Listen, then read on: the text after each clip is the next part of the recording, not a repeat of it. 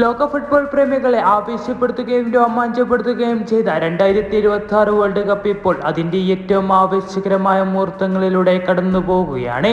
ഇന്ന് ലോകകപ്പിലെ ഓരോ രാജ്യങ്ങളും മുൻപിൽ മരണമോ ജീവിതമോ എന്നറിയാതെ പോരാടുകയാണ്. തോൽക്കുകയാണെങ്കിൽ തങ്ങളുടെ സ്വപ്നങ്ങളെല്ലാം തകർത്തെറിഞ്ഞുകൊണ്ട് തിരിച്ച് തങ്ങളുടെ നാട്ടിലേക്ക് ടിക്കറ്റ് എടുക്കാം.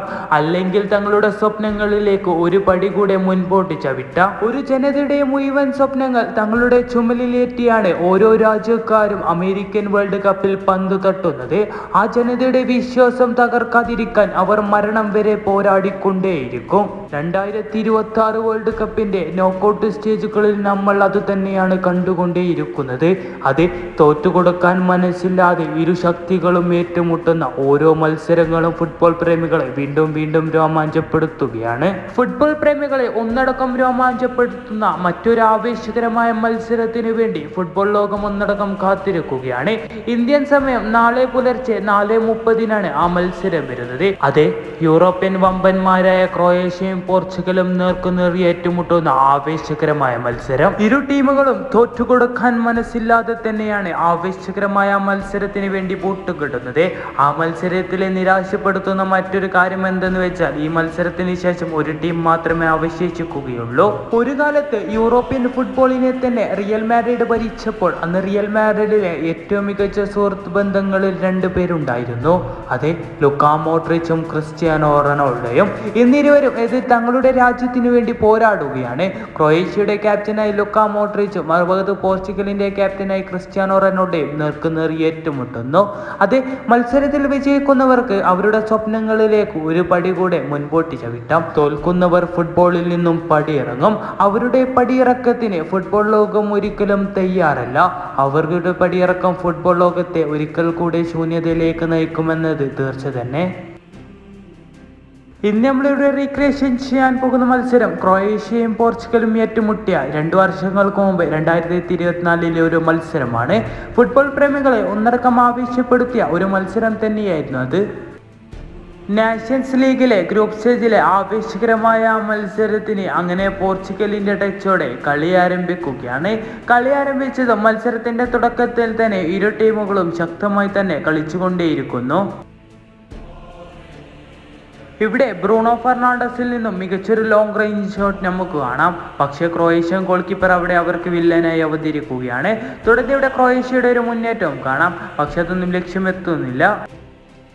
തുടർന്ന് ഇവിടെ പോർച്ചുഗൽ താരമായ ബ്രൂണോ ഫെർണാണ്ടസിൽ നിന്നും പോർച്ചുഗൽ താരമായ ഡിയാഗോ ഡലോട്ടിലേക്ക് അയാളത് ലക്ഷ്യത്തേക്ക് എത്തിക്കുന്നു. അത് ഫുട്ബോൾ പ്രേമികൾ ഒന്നടക്കം ആവേശപ്പെടുത്തുന്ന ഒരു മുഹൂർത്തം തന്നെയായിരുന്നു അത്. ആവേശകരമായ മത്സരത്തിൽ ആദ്യ ഗോൾ അങ്ങനെ പോർച്ചുഗൽ നേടിയിരിക്കുകയാണ്. തുടർന്ന് ഇവിടെ ക്രൊയേഷ്യൻ താരമായ ലുക്കാ മോഡ്രിച്ചിന്റെ മറ്റൊരു ലോങ് റേഞ്ച് ഷോട്ടും നമുക്ക് കാണാം. പക്ഷെ അതൊന്നും ലക്ഷ്യം കാണുന്നില്ല. ഇവിടെ വീണ്ടും ക്രൊയേഷ്യൻ താരത്തിന്റെ മറ്റൊരു ലോങ് റേഞ്ചർ.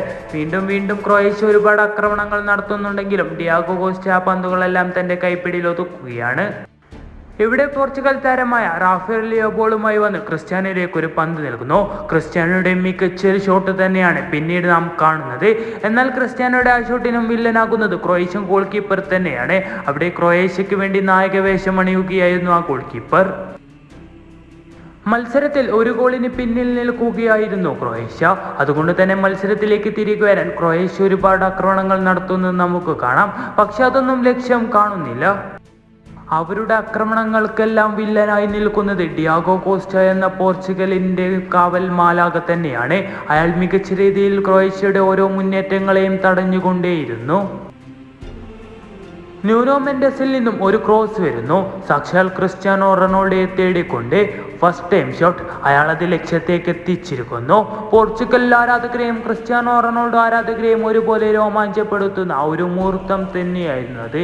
അത് പോർച്ചുഗൽക്കാരുടെ നായകൻ, അവരുടെ പോരാളി, അവരുടെ ഒരേ ഒരു രാജാവ് ഇത് അവർക്ക് വേണ്ടി ഗോൾ കണ്ടെത്തിയിരിക്കുന്നു. ആ ഗോളിന് ശേഷം ക്രിസ്ത്യാനോ റൊണാൾഡോ കരയുന്നത് ഫുട്ബോൾ ലോകം കണ്ടതാണ്.